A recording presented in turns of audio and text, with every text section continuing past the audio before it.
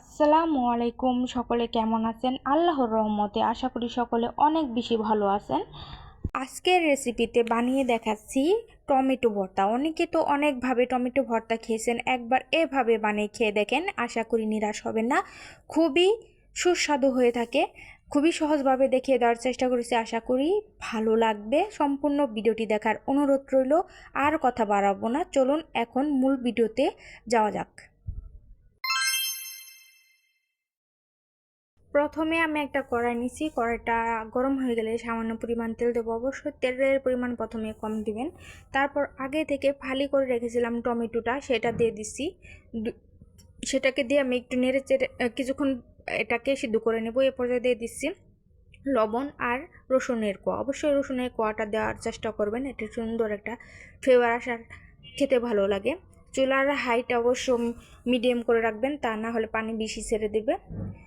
আর এরপর যে আমার টমেটোটা সিদ্ধ হয়ে গেছে, টমেটো রান্না করতে বেশি সময় লাগে না, অল্পতেই নরম হয়ে যায়। তো আমি এবার উপরে থেকে খোসা ছাড়িয়ে নেব।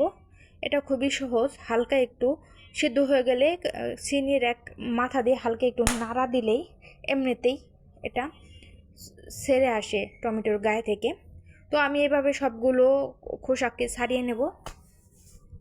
আমার সবগুলো খোসা ছাড়ানো শেষ। আমি এ পর্যায়ে আমি টমেটো আর রসুনটাকে থিতু করে নেব। এটা যেহেতু দুইটাই সিদ্ধ হয়ে গেছে, এটা থিতু করতে সময় লাগবে না। আর পানিটা যতটা সম্ভব টেনে নেব। একবার বিশেষ করে এভাবে বানিয়ে দেখেন, আশা করি নিরাশ হবেন না। এটা খুবই মজাদার ও সুস্বাদু হয়ে থাকে। অনেক সময় মুখে রুচি না থাকলে এভাবে বানিয়ে খেয়ে দেখতে পারেন। অনেকগুলো ভাত খাওয়া যায়, খুবই ভালো লাগে। আমার কথা বলতে বলতে থিতু করা শেষ। আমি এখন বাগারের প্রসেসে চলে যাব। এখন দিয়ে দিচ্ছি একটা প্যানে তেলটা গরম হয়ে আসলে আমি পেঁয়াজ কুচি আর কাঁচামরিচ কুচি দেব। পেঁয়াজ কুচির পরিমাণটা অবশ্যই একটু বেশি করে দিবেন। আর আমি এখানে কাঁচামরিচ কুচি দিয়েছি, আপনারা চাইলে এখানে শুকনা মরিচ ভেজে ম্যাশ করে সেটাও দিতে পারেন, চাইলে শুকনা মরিচের গুঁড়াও দিতে পারেন। আর লবণ দিয়ে দিব স্বাদ মতো, আর যে যার টেস্ট অনুযায়ী ঝাল আর লবণের পরিমাণটা দিয়ে দিবেন। তো এভাবে আমি কিছুক্ষণ নেড়ে চেড়ে ভেজে নেব পেঁয়াজটা, যাতে একদম নরম হয়ে যায় এবং একটা ব্রাউন কালার চলে আসে। ভিডিওটি যদি ভালো লাগে একটি লাইক করে যাবেন। আপনাদের একটি লাইকে ভিডিও বানানোর আগ্রহ বাড়ে, আমার ভিডিওটি অনেক দূর পর্যন্ত এগিয়ে নিয়ে যাবে। আর কমেন্টে জানিয়ে যাবেন কে কে টমেটো ভর্তা পছন্দ করেন, আপনার মূল্যবান মতামতটি জানিয়ে যাবেন। আর আমার এই রেসিপিটি ফলো করে যদি কেউ বানিয়ে থাকেন, অবশ্যই জানিয়ে যাবেন কেমন লেগেছে।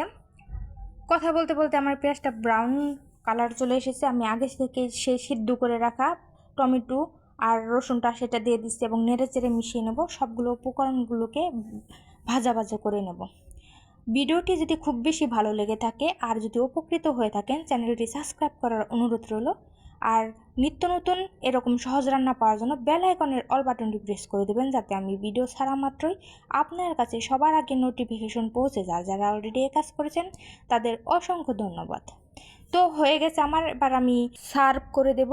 খুব সহজভাবে দেখিয়ে দেওয়ার চেষ্টা করেছি, আশা করি ভালো লাগবে।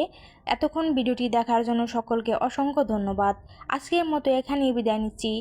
সকলে অনেক বেশি ভালো থাকবেন, সুস্থ থাকবেন। আল্লাহ হাফেজ।